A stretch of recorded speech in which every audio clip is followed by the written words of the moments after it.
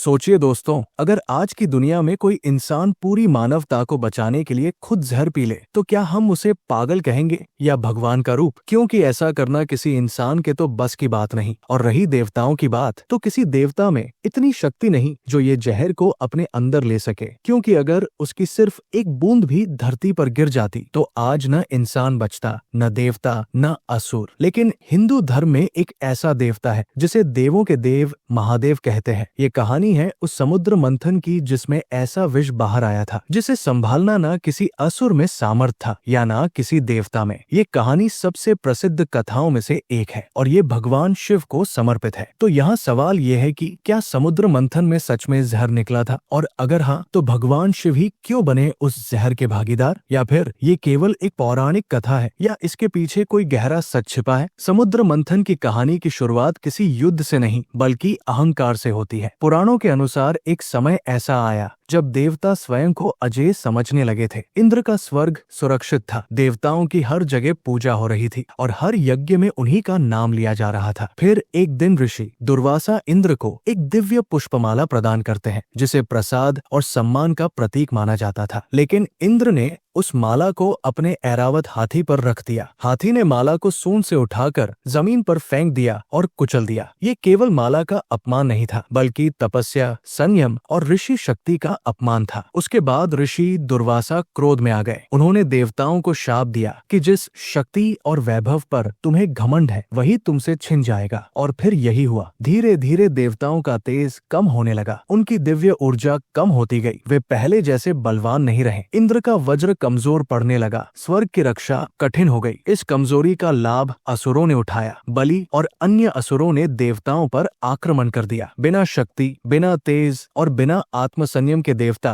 असुरों के सामने टिक नहीं पाए। वे पराजित हुए और स्वर्ग पर असुरों का अधिकार हो गया। यहीं से देवताओं को एहसास हुआ कि शक्ति केवल अस्त्रों से नहीं आती बल्कि विनम्रता और धर्म से आती है। जब देवताओं को समझ में आया कि वे स्वयं अपनी शक्ति खो चुके हैं, तब वे भगवान विष्णु के पास गए। भगवान विष्णु ने उन्हें बताया कि शाप को सीधे तोड़ा नहीं जा सकता, लेकिन उसका एक समाधान है, और वो समाधान था अमृत। अमृत जो केवल समुद्र मंथन से ही प्राप्त हो सकता था। लेकिन ये भी एक परीक्षा थी, क्योंकि अमृत पाने के रास्ते में पहले विष निकलना निश्चित था। ये सब भगवान विष्णु को मालूम था, इसलिए उन्होंने देवताओं को असुरों से मदद लेने का सुझाव दिया। उसके बाद समुद्र मंथन में मंदराचल पर्वत को मथनी बनाया गया और वासुकी नाग को रस्सी, जिसका सर असुरों के पास था और पूछ देवताओं के पास। मंथन शुरू हुआ, समुद्र हिलने लगा। इसी दौरान मंदराचल पर्वत समुद्र में डूबने लगा। अब समस्या ये थी कि अगर पर्वत डूब गया तो मंथन नहीं हो सकता था। तभी भगवान विष्णु ने कछुए का विशाल रूप धारण किया और अपने पीठ पर मंदराचल पर्वत को संभाल लिया। तभी उस विशाल सागर से निकला एक ऐसा तत्व जिसने पूरे ब्रह्मांड को हिला दिया, और वो था हलाहल विष। ये कोई साधारण जहर नहीं था बल्कि इतना प्रचंड कि उसके निकलते ही समुद्र का जल उबलने लगा, आकाश में धुआं भर गया और तीनों लोकों में हाहाकार मच गया। देवताओं के शरीर झुलसने लगे, असुरों की शक्ति जवाब देने लगी, पशु पक्षी गिरने लगे और धरती पर जीवन संकट में पड़ गया। ये जहर किसी एक प्राणी के लिए नहीं बल्कि पूरी सृष्टि के अंत का कारण बन सकता था। तब सभी की निगाहें एक ही ओर मुड़ी, भगवान शिव की ओर। यही वो पल है जहाँ कहानी एक नया मोड़ लेती है। भगवान शिव जो न देवताओं के पक्ष में थे न असुरों के, सिर्फ सृष्टि के संतुलन के रक्षक थे। उन्होंने बिना किसी स्वार्थ के उस जहर को अपने कंठ में धारण कर लिया। ये एक बहुत गहरा संकेत है। अगर जहर पेट तक चला जाता तो उसका प्रभाव पूरे शरीर और पूरे ब्रह्मांड पर पड़ता। इसलिए शिव ने उसे वही थाम लिया जहाँ से न वो बाहर निकले न शरीर के भीतर जाए। कहा जाता है कि उस जहर की तीव्रता से शिव का कंठ